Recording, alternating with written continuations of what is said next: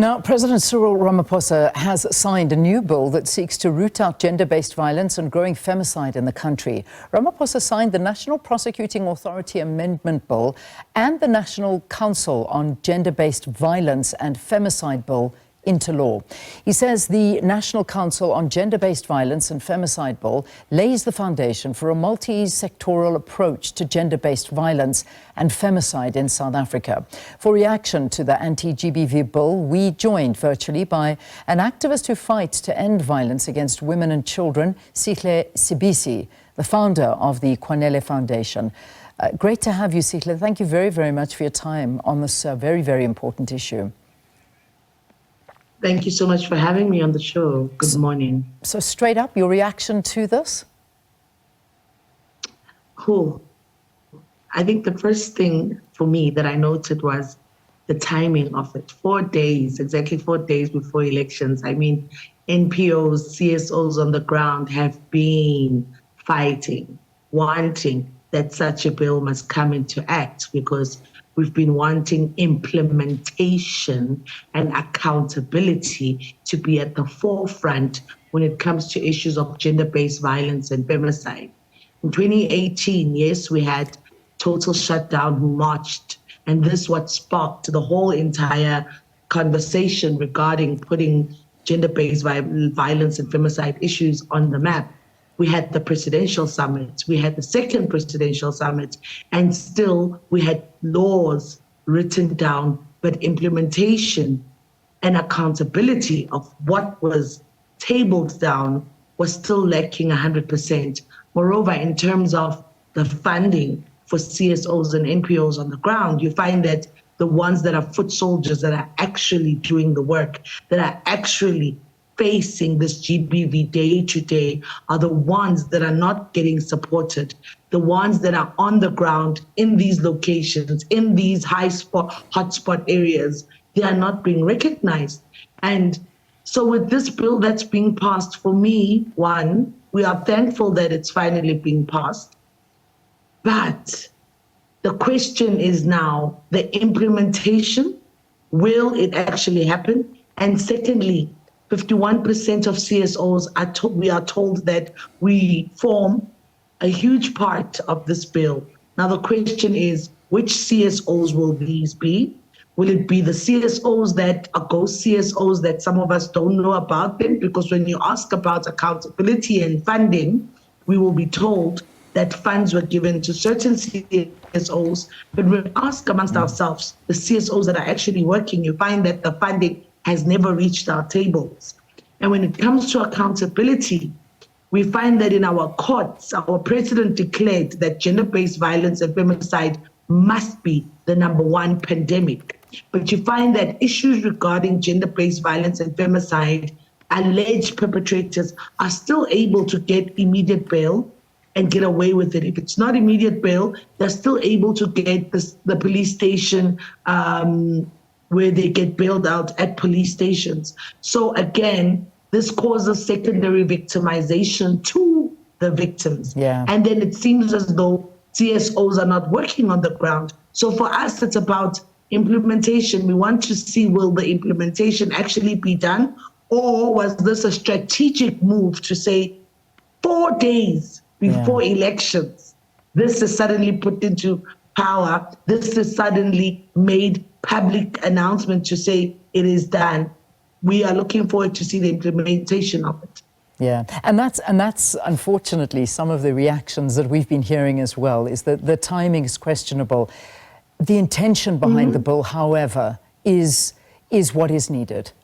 We certainly do need a bill like this, but as you say, and as I have been reading a lot of responses, the biggest thing is the actual implementation. And one of the biggest worries, and I think you touched on this, and perhaps you want to speak a little bit more, and from a personal point of view as to how difficult it is for funding, because, you know, purposeful action towards the fight against GBV and femicide, the funding has been a very thorny issue for a while.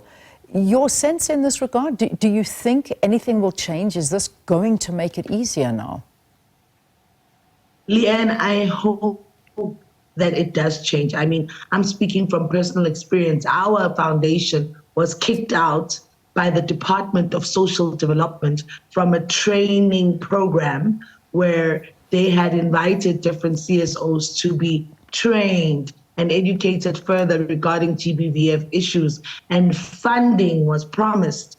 But then when we discovered that actually half of the people there were not CSOs that are working with gender-based violence and femicide, and when we confronted these issues with DSD, we were subsequently given a letter of termination to say we don't want to work with Kwanele Foundation anymore because of that. And this is one of the issues that I publicly raised at the second presidential summit, to say we were kicked out of DSD, Department of Social Development's activities and programs. We currently get our resources from the Department of Community Safety. But when it comes to the Department of Social Development, some CSOs, not just us, if you are going to want to hold them accountable, especially regarding funding, especially when it comes to the issues of saying, show us the money you have seen, and our work speaks for itself, that without your funding, we are able to get work done, we are able to get things implemented. So imagine if you backed us up with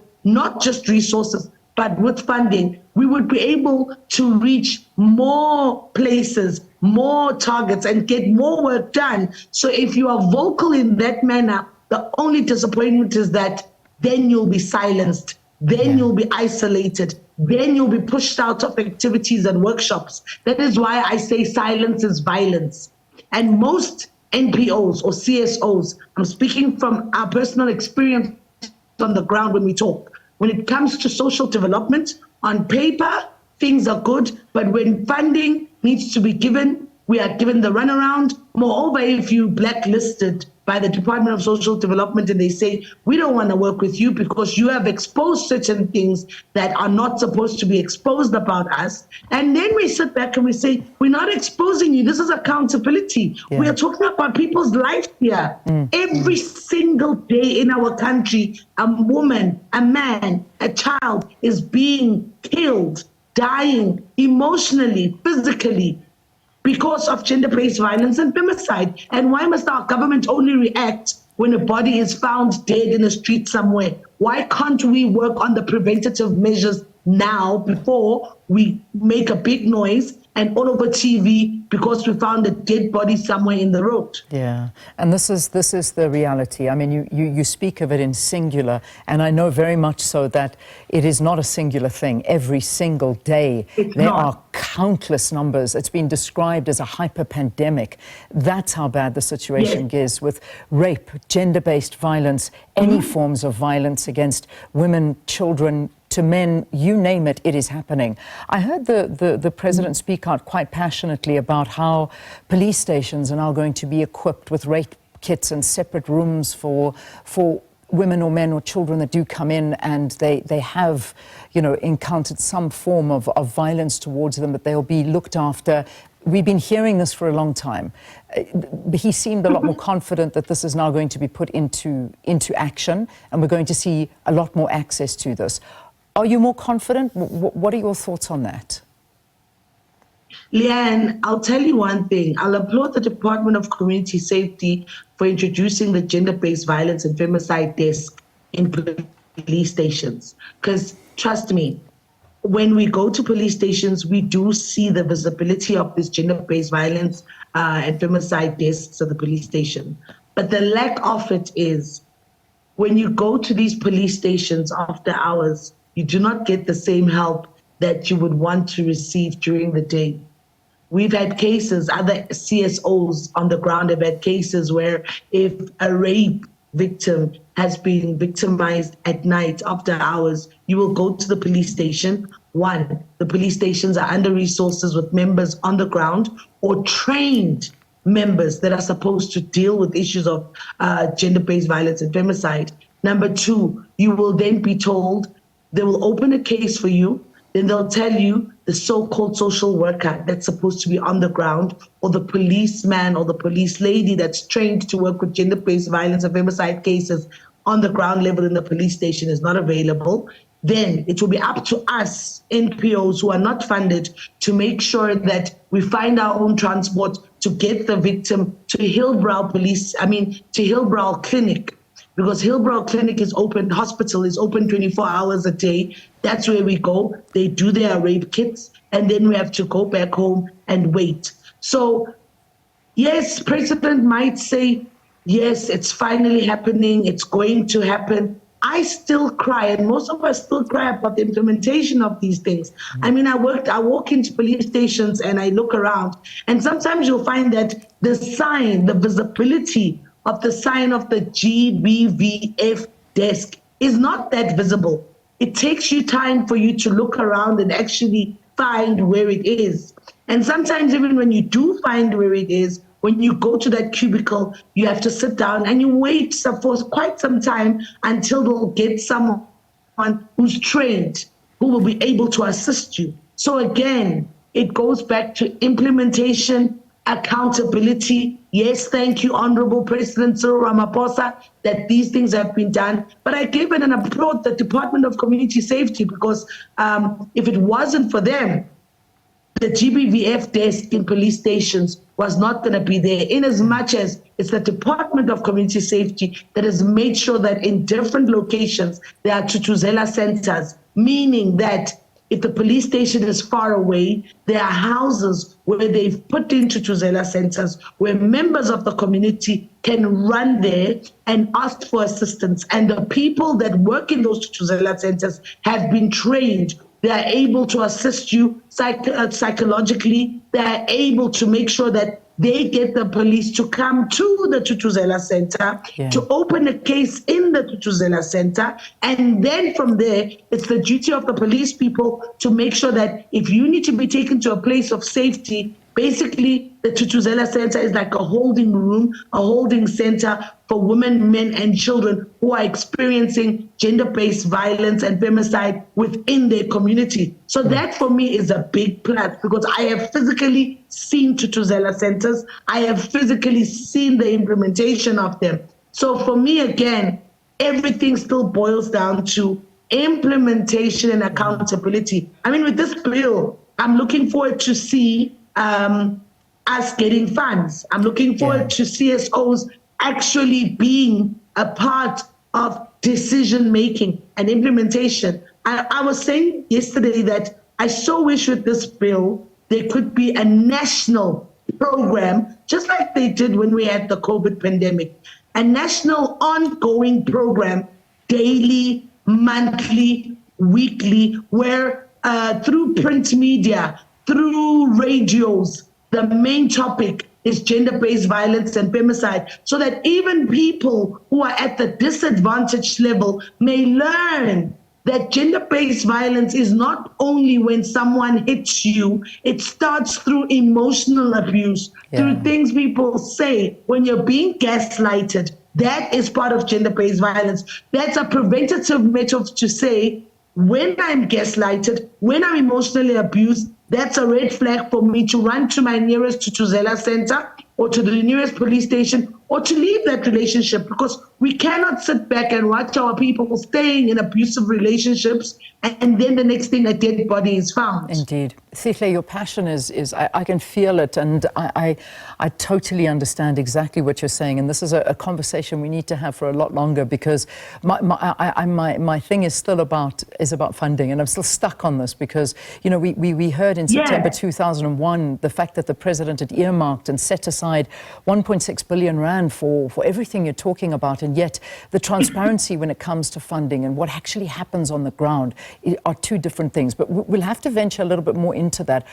Obviously, it's an election week, so I need to ask you just very quickly, we've got about 2 minutes until the news, but from looking at the respective political parties, did anybody resonate with you? Did any party resonate with you in terms of mentioning this, speaking to this, making this one of their big calls to action, to say, this is what we have in our manifesto and this is what we are going to do to protect the women, children and men of this country? Because we don't speak about the abuse of men and young boys enough. But did you find that? Is there a party that stood out for you?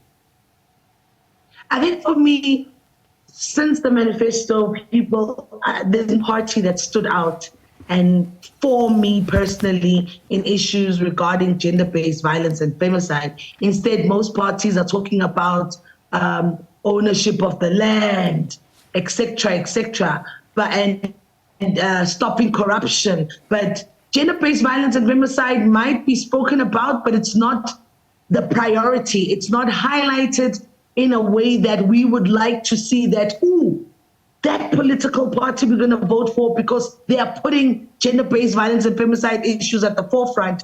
As I said to you, it's only 4 days before the election where the ANC only finally says, here's a bill, we have signed it, we're putting it into action, we are promising that such and such for gender-based violence and femicide will be done. So when it comes to that, I don't think there's a political party that has actually highlighted and prioritized that they are going to make sure that gender-based violence and femicide will be a thing of the past, and that gender-based violence and femicide will and must end in our lifetime. Instead, it's about economic development, corruption, and fighting amongst each other and going around giving people T-shirts, going around visiting people and trying to, seduce people into voting for you. But when will you publicly stand up and say, and chances are maybe it's because some or most of these political leaders themselves could be alleged perpetrators, because we've had cases where some powerful people are perpetrators of gender-based violence and femicide, and you find that their cases are swept under the carpet, or the cases are never heard from again, or you find the victim suddenly says, I'm withdrawing the case, and when you find out, that's because they've been paid to keep quiet. So is there a political party that has seduced us and has promised us that they are going to prioritize gender-based violence and femicide? My answer is no. The only political party that just came forth and signed into power a bill is the ANC, because they're currently governing. But at the same time, it's 4 days before the elections. We shouldn't be that excited, because after elections, will the implementation of it actually come to play? Or Leanne, 3 months next year, this time, you and I will be having the same conversation to say they promised, it never happened. Sihle, we leave it there. Thank you for talking to us. Sihle Sibisi. Sibisi is an activist who fights to end violence against women and children, also the founder of Kwanele Foundation, reacting to that anti-GBV bill that was signed into law.